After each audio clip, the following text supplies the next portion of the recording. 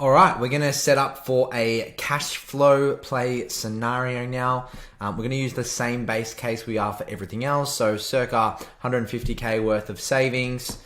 We don't have a holiday spend this year, so that we make sure that we stay at 150K worth of savings. We're then saving about $3,500 a month moving forward from here. Blank canvas portfolio, so no current properties within the portfolio.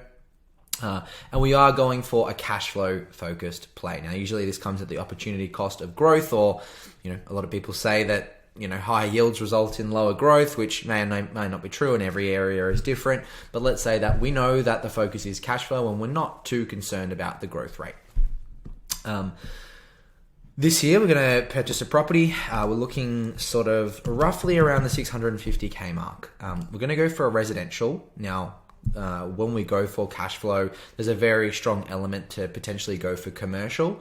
But a really smart thing to do is potentially hold out until you've reached your maximum borrowing capacity before you start to transfer into commercial, because there's very different types of lendings that you can get in the commercial space. So if we go residential, we're going to go interest only on the loans. We're going to use an 80% LVR here. We're going to keep our growth rates at 5. The Australian average is 6.8, so we're well below the Australian average. And then we're going to aim for a high yield of 5%. Now, if we plop that into the portfolio, we're still using an occupancy rate of 92%, which means we're allowing for 4 weeks of the year for the property to be vacant, typical holding costs, and then we're going to use an interest rate of 5.5%.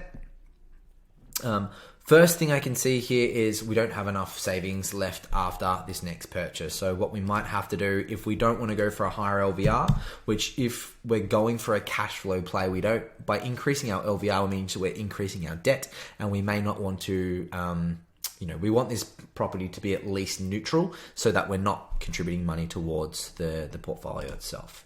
So if we change this down now to a 600K spend, we're still -4, right? And this is why it's really important to do that planning side of things. We may hold off to next year to be able to do this purchase, or again, we might come down and look at sort of 550. Now, hopefully we should be covered if we do purchase it this year. We're still left with 8,000 at a 550 spend. Again, you might want to hold off until next year till we've got a bit more savings to be able to do so, or, we can be comfortable with that number and continue to go ahead moving forward. Now, a couple of important things to note here in terms of our equity. If we start at 550, we're now getting to about 2.3 mil over 30 years, and our debt is at an 80% LVR, so we're stating at 44,000 in debt.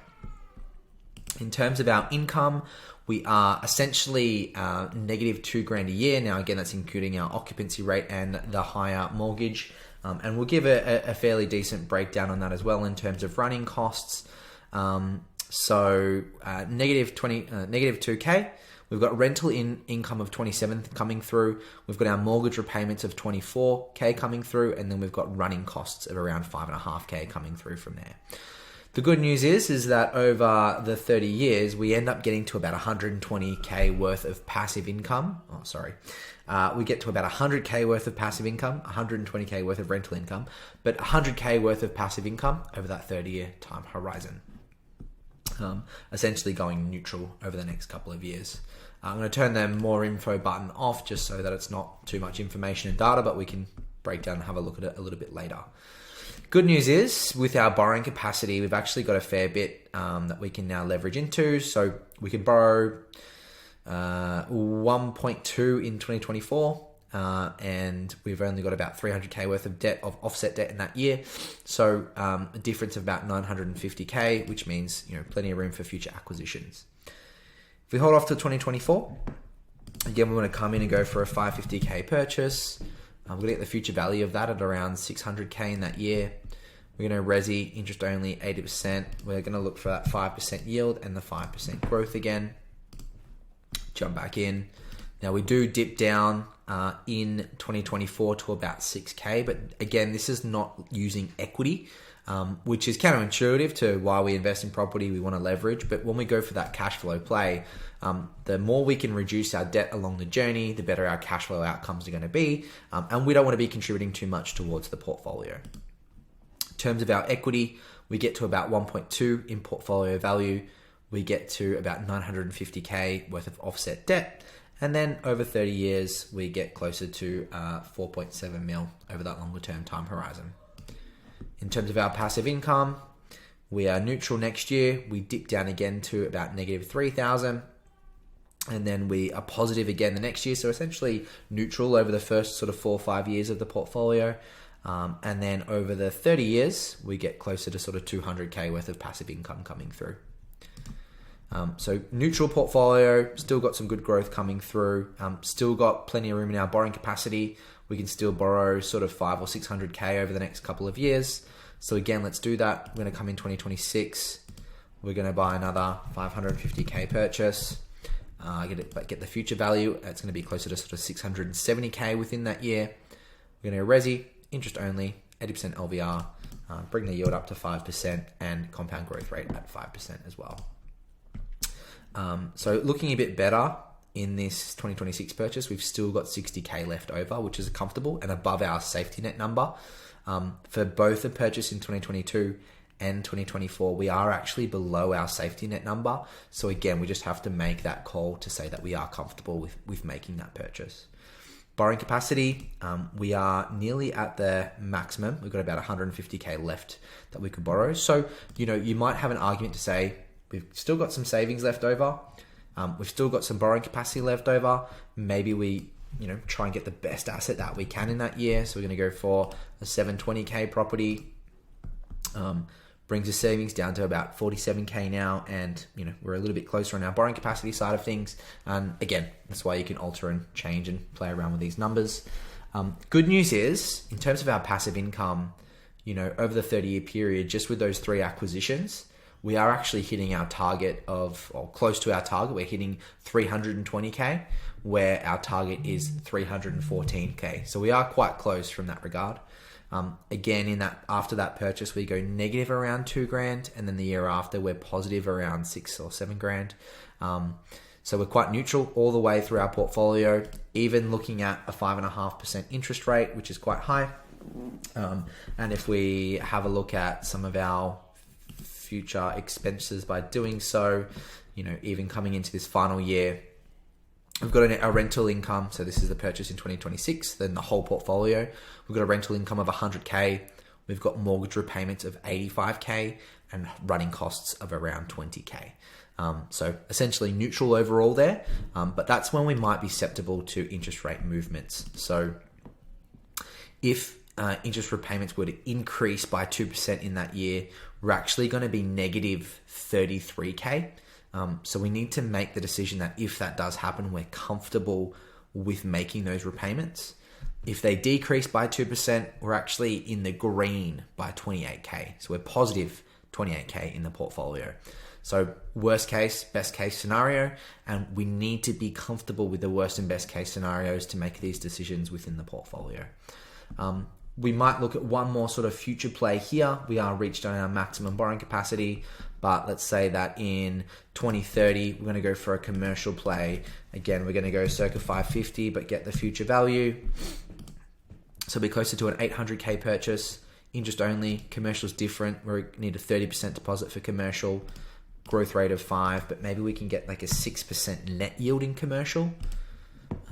Submit that. Just want to check our savings. So what year did we do that? It's not for a while. So we're quite comfortable from that side of things as well. It's not for a little while. And we are refinancing the portfolio while doing so. So we're pulling out the equity while we can. In terms of our borrowing capacity, we're actually still underneath our borrowing capacity, which is great, which means there is room to potentially go residential for this purchase as well. But in terms of our passive income now, again, we are ticking up after that purchase. So we're right in the positive. We're now hitting our goal by 2041, which is 19 years away, where we actually hit our target of about 240K in that year, which is the equivalent to 150K in today's dollars.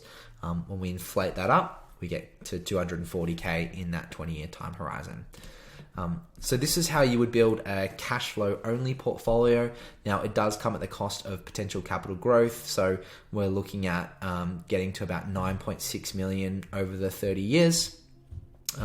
When we compare that, so I'm going to say cash flow, and when we compare that to the previous scenario where we did growth, there's a few interesting things that we can look at here. The first one is on the growth scenario, we get to about 19 mil.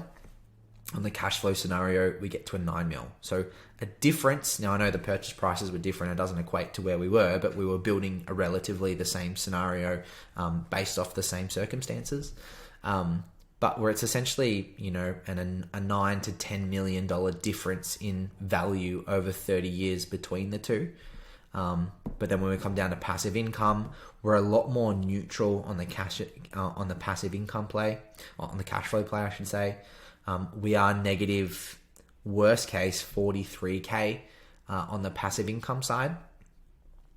So we need to be comfortable with that. 43K, even with the interest rates moving as well, remember. But then on the cash flow side, we get closer to, we hit a goal of 200 by 2040. And then over the longer term, we get closer to 450, which seems like crazy. But, inflation adjusted, this is where it would be over a 30-year period.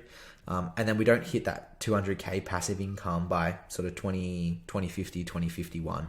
So it's essentially a 11 or 12 year difference there between when we hit a 200K target as just in a comparison. So if we go for growth, we're, essentially sacrificing 11 or 12 more years of potentially working, but we end up with $9 to $10 million more in the portfolio. If we go for the cash flow play, we end up with $9 or $10 million left in retirement, which may not matter for some if we're not handing anything over to the next generation, or we're not too fussed about equity or growth over the long term. And we can potentially look at retiring, 12 or 11 years earlier using the passive income from the portfolio. So it's good just to compare those scenarios, but that's essentially how you would build just a purely cash flow play.